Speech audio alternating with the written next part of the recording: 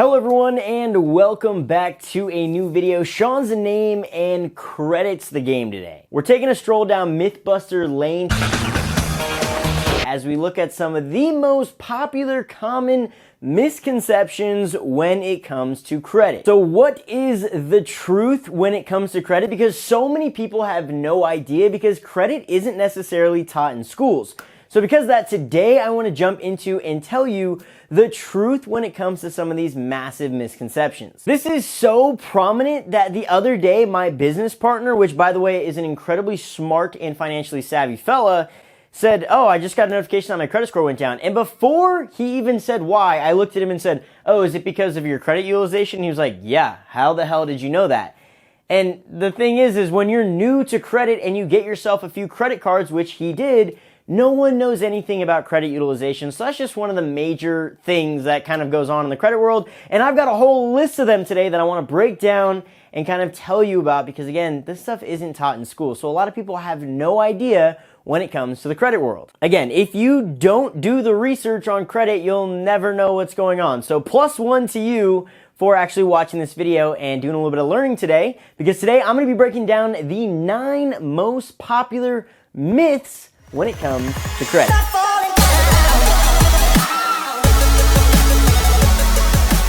And before we jump headfirst into all of these myths, I need to tell you 2 things. One, all of the myths in this video actually originate from a buddy of mine, Pierre, who is the absolute GOAT when it comes to credit. He actually runs his own credit repair company and has helped hundreds of my clients in the past boost their credit scores. So if you want more information on him, down below, I want to thank him again for helping me kind of form this video today. And then 2, lots of people have no idea what their credit score actually is. So I'm going to leave a link down below to a credit monitoring system that I absolutely love and find a tremendous amount of value in. I use it every single day to check my credit score, and checking your credit score is incredibly important. Do not use Credit Karma or Chase Bank or all that other BS everyone tells me. I'm a mortgage lender. I get so many people say, "Oh, well, my Credit Karma says I've got a 650. And then I pull their report and I'm like, "You've actually got a 605. Sometimes it just be like that. But again, it's just really important to know exactly what your credit score is because it can save you hundreds of thousands of dollars over the course of your lifetime. So I really appreciate the credit monitoring system. Both those things that I just mentioned will be linked down below. But myth number 1. You share a credit report with your spouse. No, I have no idea why so many people think they have the exact same credit score as their spouse when that is not even close to what the case is, because each of you are 2 separate individuals. Even though you are married, you each have your own separate financial fingerprint, aka your own financial credit score. The only time that would remotely be the case is if you were married at the age of 18 and you have never opened up a credit card on your own or paid a utility bill or got a loan or did anything that was in your name until you were 18 and you happened to also get married on your 18th birthday, and then every single bit of credit from 18 till the day you die is exactly with your spouse. I mean, that is like ridiculously unheard of. And in fact, I have pulled, like I said, hundreds and thousands of credit reports, and I have never seen 2 individuals have the exact same scores. I have never seen it yet. So remember, you are your own person with your own financial fingerprint. Myth number 2, a cosigner is not financially responsible for the debt that they cosign on, only the primary account holder. Nope, this is a very dangerous one that can really hurt you, and I have seen it hurt numerous people in the past. If you co-sign for a debt or you co-sign on a credit card, you are financially obligated to that debt or to that line of credit no matter what. You don't have to spend a dime or pay any payments towards that, but you are financially responsible for it. So if the primary account holder defaults on that or makes late payments or does anything negative, you are impacted as if it is your primary account. So it's very important when you co-sign or sign on the dotted line for anything that is tied to your name and your social security number, okay? Now, myth number 3, and this is a tricky one. If a judge in a divorce proceeding basically says, you're splitting up, you are responsible for that debt, and if that person doesn't pay on that debt, this person over here is no longer liable. That's a myth, unfortunately. If your name is on the debt, regardless of what a judge rules in a divorce proceeding, you are still financially obligated to that debt. You cannot say, well, no, that shouldn't impact my credit because here's the divorce decree and I'm not obligated on that debt. Unfortunately, yes, you are. Your name is still tied to that debt. And even though you got a divorce and the judge said your ex-spouse has to pay for that, it doesn't matter. You're still obligated if they choose to not pay it or pay late on it or do anything derogatory. That one is seriously unfortunate, and I feel so bad for a lot of people who are stuck in that situation where they have a divorce decree, but it doesn't matter. It still impacts your credit score. It sucks. But myth number 4, and this is arguably one of the most important ones on this entire list, and it's the old classic, oh, well, I make my payments all on time, so I never need to check my credit report. That's like applying the logic of, oh, well, I can't get an STD if I don't get tested, so we're good. Like, what? That's absolutely ridiculous. You should be checking your credit report at least once every 6 months. I'm on the extreme side. I probably check it every other day, at least once a week. But you should be checking it once every 6 months, and it's super important that you keep an eye out for everything you see on there. If something is unfamiliar to you, that can mean that someone stole your identity or that maybe there was a mistake. Mistakes do happen. And if it happens on your credit report, well, that's a pain in the butt to get rid of. So check things like addresses and, your credit lines and all of your monthly obligations and everything that's on there. Just be really familiar with it. That's why it's super important to get that credit monitoring service that I mentioned earlier in the video. Again, it's linked down below, but I know exactly what's going on with my credit profile. So if there's ever an error or ever something that happens, I'm immediately notified and can take care of it immediately rather than letting it sit on my report for years and years and then eventually going, oh crap, that really hurt my score. How do I get rid of that now? And then it's way more expensive. Myth number 5, which I really don't understand, but it's the fact that people think checking my own credit score will in fact hurt my credit score because it's an inquiry. Nope, only a hard inquiry may impact your score. Not definitive, but a hard inquiry may impact your score by 1 to 3 points. And that's only when you are inquiring about new debt. That is what a hard inquiry means. It means you are inquiring about getting new debt, whether it's a mortgage, a car, a new credit card, anything that might tell the credit bureaus, hey, this person's looking to carry more liability.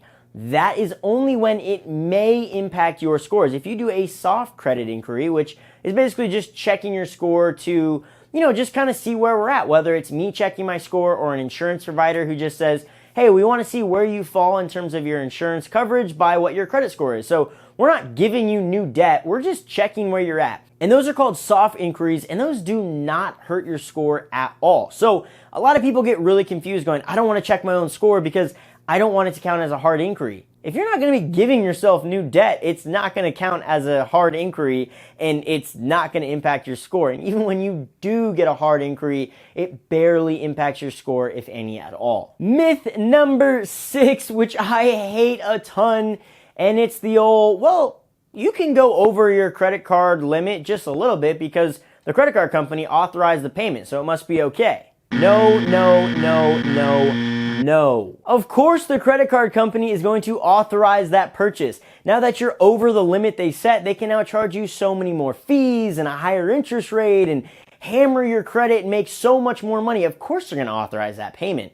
But if you're spending over your limit, you are going to get hammered on your credit score, and it is nowhere near okay. Even if you've got a credit card that's like a $300 limit and you spend $305 on it, I've seen it drop people's credit scores by like 50 points overnight. That is one of the worst things you can do, is max out your card. And not only max it out, but go over that amount that you have. That will absolutely kill you. And just because the credit card companies allowed you to do that, it does not make it okay. If you take anything away from this entire video, it should be credit utilization. If you want more info on kind of credit score stuff, then check the description. I always leave some really good videos on there that I've made on how to boost your score and how to keep your score at a great level. Myth number 7 is a really important one, and I totally understand why a lot of people find this hard to understand, because it was hard for me to understand at first too. But myth number 7 is the fact that if you pay off an old collection account, it will increase your score.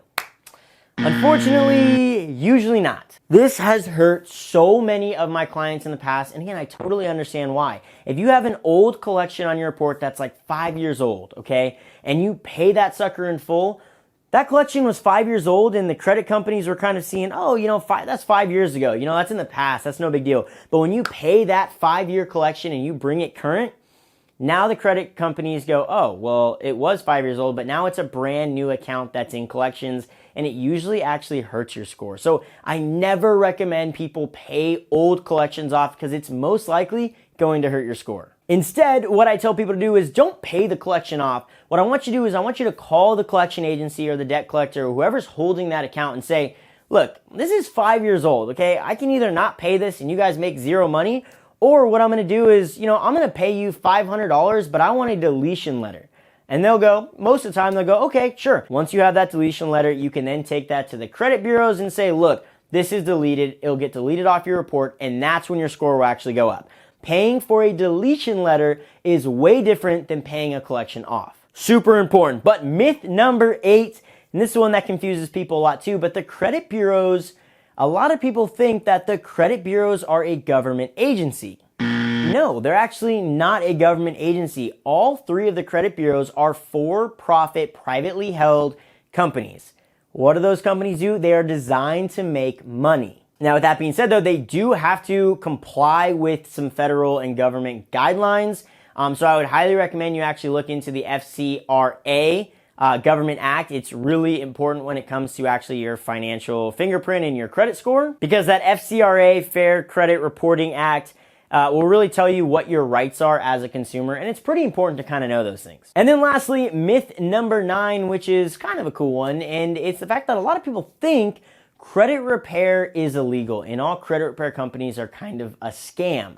Not really. So that's pretty much a myth in terms of the fact that credit repair is illegal. It is not illegal. Credit repair is actually pretty important. A lot of people think that, credit repair companies promise, oh, I know you've got all this debt on your report, but we're going to get all that removed. And people think that's too good to be true. I don't trust that. Whatever my debts are, I'm obligated to pay on them. And for the most part, that is true. But again, mistakes do happen on credit reports. Identity theft is a thing. A lot of things can kind of lower your score on a credit report that might not necessarily be your fault. So because of that, you could hire a credit pro who can kind of clean up your report and get it looking spanky, fresh and new when you're 18 years old. And again, a lot of this comes down to the FCRA, the Fair Credit Reporting Act. You can actually see in those guidelines that credit repair is, it is legal and it is good. I've talked about this in the past with a lot of my videos. If you're not willing or you don't understand the process of cleaning up your credit, then I highly recommend you hire a pro. But if you know what you're doing, you're really well versed on the subject of credit, and you can do all that yourself, then do it yourself. At the end of the day, a credit repair specialist is just like any other specialist. Like, could I mow my lawn and could I clean up all the landscaping on my house? Yeah, I could do it. And it would probably take me 3 times as long, and it wouldn't be as good of a job as if I hired a landscaper who does this every single day. That's exactly how credit repair works. And actually, go back to this whole myth, is if you actually look into the FCRA Title 15 United States Code Section 1681, the following states regulates the collection, dissemination, and use of consumer information, including consumer credit information. It basically gives you the right to dispute and kind of question anything that's on your report. And because you have the right to do those things, that's kind of the basis of what credit repair is. And that's why credit repair is not illegal. In fact, it is incredibly legal, and it's why it's our last myth on this list. And that's a good segue into the kind of conclusion of this video. Again, I want to say thank you to my buddy Pierre, who does credit repair. Again, I'm going to leave him linked down below. Ooh, that rhymes. But I'll leave him linked down below. I want to thank him for helping me formulate this video, and hopefully you learned something new. I want to know in the comments down below which myths were new to you. For me, I went 1 for 9. I knew pretty much all of them except one. And that one myth was actually the divorce myth. I've always thought that if it's ordered by a judge, if it's court ordered, then that's kind of, that's the law, that's the ruling. But I guess it's not, so that's something I learned new today. Hopefully you learned a lot of new things. Again, let me know in the comments down below what you went for. For me, again, I went 1 for 9. And if you enjoyed the video, give that a big thumbs up, hit that like button, and subscribe for more content like this. I'm always trying to release information and content that's going to put you in a better spot. So again, hopefully you enjoyed the video, and I will see you in the next one.